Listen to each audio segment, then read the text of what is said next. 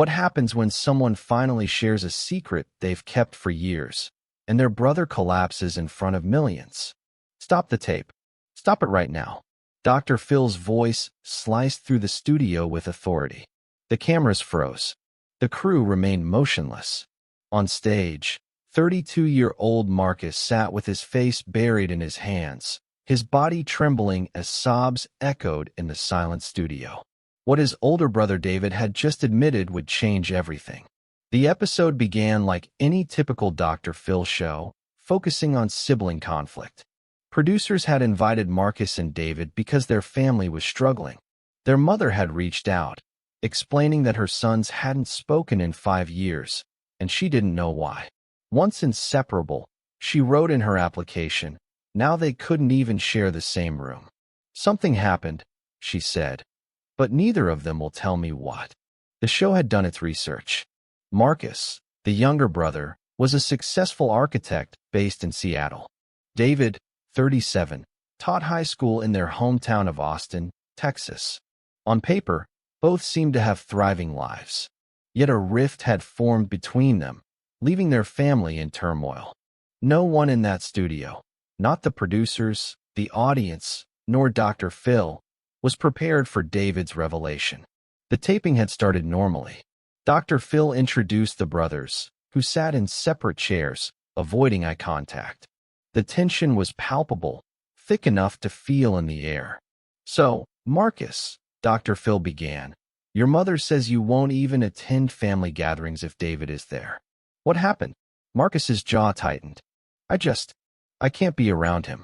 That's all I can say. That's all you can say? Dr. Phil asked gently. Your mother is 68 years old. She's terrified she might pass away without seeing her sons together. And you can't tell her why. No, Marcus said flatly, his voice breaking. I can't. Dr. Phil then turned to David. What about you? Can you explain what happened? David remained motionless, staring at his hands. For a long moment, he said nothing. Then, barely audible, he whispered, it was my fault. The studio fell completely silent. There was a change in David's tone. This wasn't about money or a relationship. It was something much deeper. Your fault. Dr. Phil leaned forward. What do you mean, David? David's hands began to tremble. He didn't look at Dr. Phil, but at his brother. Marcus avoided his gaze. Marcus, David's voice cracked. I need to tell you something. I've needed to for 8 years, but I was too afraid. Marcus's head snapped up. Don't. Please, not here. I have to, David whispered. I can't carry this anymore. Dr. Phil sensed the gravity of the moment and gave a nearly imperceptible signal to the crew. The scheduled commercial break was canceled. This needed to happen now. It was November 15th, 2016. David's voice carried the weight of that date. Marcus, you remember, right? You had just moved to Portland for your new job. You were so excited. You called me every day to talk about your projects, the apartment, everything. You were finally living your dream. Marcus went pale, gripping the chair's arms. You asked me to check on Sarah while you settled in. David continued, now barely above a whisper. You said you trusted me to make sure she was okay, that she wasn't lonely. At the mention of Sarah's name, Marcus visibly crumpled. Don't, he whispered. Please, David, don't. But David had crossed the point of no return. I went to your apartment to check on her. She invited me in. We talked. We had wine. David's voice shook. And then, I made the worst decision of my life. The studio went from silent to tense. Even the crew stopped moving. Dr. Phil sat still, eyes shifting between the brothers. I slept with Sarah, David said. The words hit hard. Your fiancée, the woman you were going to marry. I betrayed you in the worst way a brother can betray another brother. Marcus made a sound between a gasp and a wail. He covered his face and began to shake, sobbing from a place deep within. Dr. Phil stood and spoke softly, halting everything. Stop the tape. The cameras went dark. The red recording lights turned off. He crouched beside Marcus, placing a hand on his shoulder. The audience sat frozen, some wiping tears. Hold on, Dr. Phil said gently. Just hold on a minute. Turning to David, his tone remained calm but firm. Is there more? David nodded, tears streaming. She called you that night. You were working late. You thought she was upset about moving, about being alone. But she was crying because of what we'd done. And when you asked her what was wrong, we both lied to you. Dr. Phil acted decisively. I need you both to come with me, right now. The show's therapist team appeared, and the brothers were led off stage, followed by a producer. The studio remained silent for 12 minutes. When they returned, the dynamic had shifted. Marcus and David sat closer, though still avoiding direct eye contact. Dr. Phil addressed the audience. What you witnessed is real pain, real betrayal. What comes next is the start of healing. He turned to Marcus. You've carried this for 8 years. Tell us, what happened after you found out? Marcus took a shaky breath. Sarah told me 3 days later. She couldn't live with the guilt. She confessed everything about David and that night.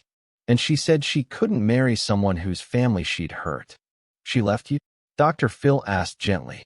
She left you? Dr. Phil asked gently. Yes, Marcus confirmed. And I couldn't tell anyone why.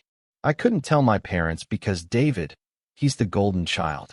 How do you tell your mother her favorite son ruined my life? David flinched at those words. Marcus continued. So I cut David out. I stayed away from family events. Built a wall. It was the only way I could survive. Dr. Phil let the weight of that sink in, then turned to David. You said you couldn't carry this anymore? Why now? Why today? David pulled a worn envelope from his jacket. 3 weeks ago, I was diagnosed with stage 3 lymphoma. The doctors are hopeful, but I realized I might die without ever making this right. The audience gasped. Marcus finally looked at his brother directly for the first time since the confession. Inside this envelope, David said, his hands trembling, is a letter I wrote to you 8 years ago, the day after everything happened. I wrote it, sealed it, and kept it because I was too scared to give it to you. Too scared to face what I'd done. He held the envelope out toward Marcus. For a long moment, Marcus simply stared at it. In that letter, David continued, tears running down his face. I explained everything. How much I blamed myself.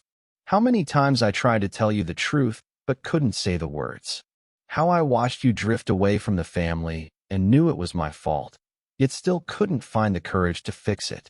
Marcus slowly reached out, his hand unsteady, and took the envelope. The entire studio went silent. Dr. Phil leaned forward, his voice quieter than usual. Marcus, you don't have to read that right now, but I want to ask you something, and I want you to think carefully before answering. Marcus looked up, gripping the envelope tightly. Your brother betrayed you in one of the hardest ways imaginable, Dr. Phil said. He crossed a line that should never have been crossed. Nothing can undo that. Nothing can return what you lost. Marcus nodded, tears still falling. But Dr. Phil continued. He's here now.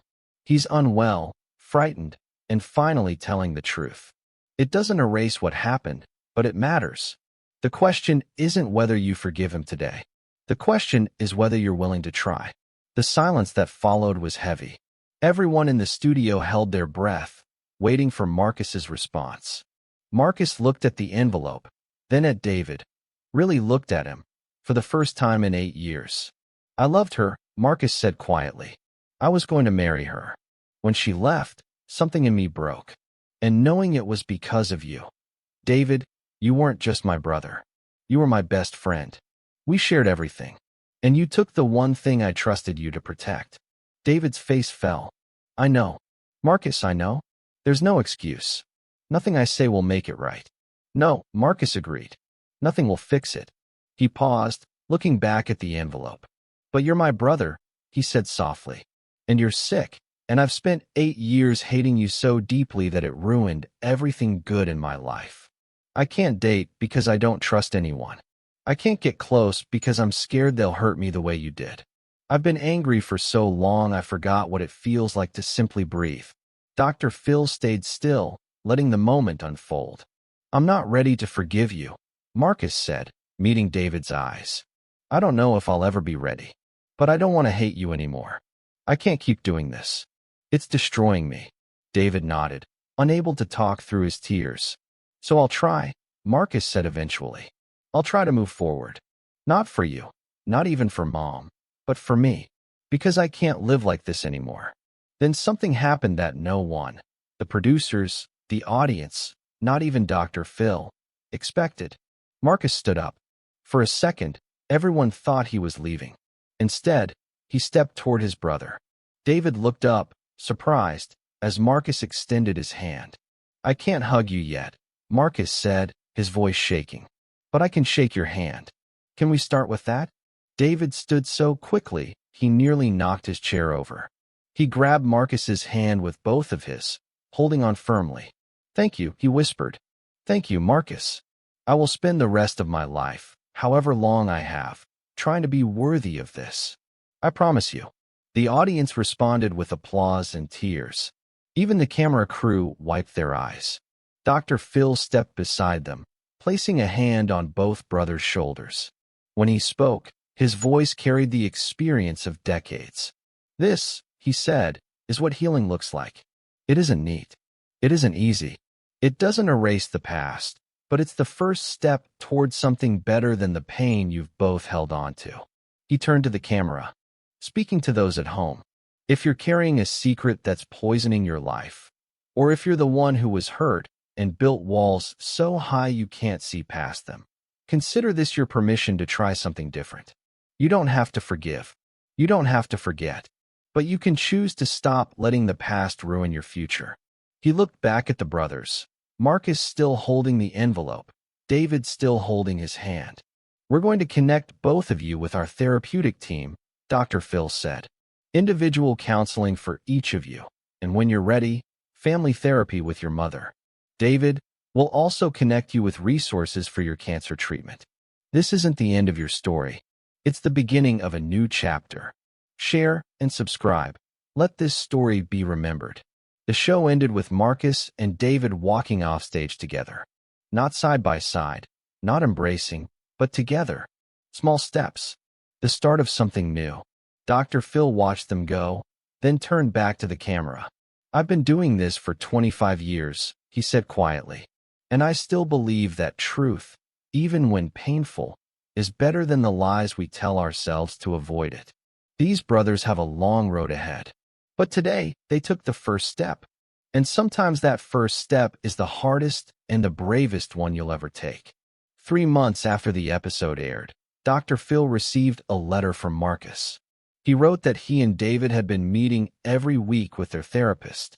The process was slow, difficult, and often felt like going backward before moving forward. But they were committed. They even had dinner with their mother, for the first time in 8 years. Marcus shared that he finally opened the envelope David had given him. The letter made him cry for hours, but it also helped him understand that David had lived with his own pain for 8 years, carrying guilt that nearly broke him too. I'm not there yet, Marcus wrote. I don't know if we'll ever be as close as before, but we're brothers again, and I never thought I'd say that.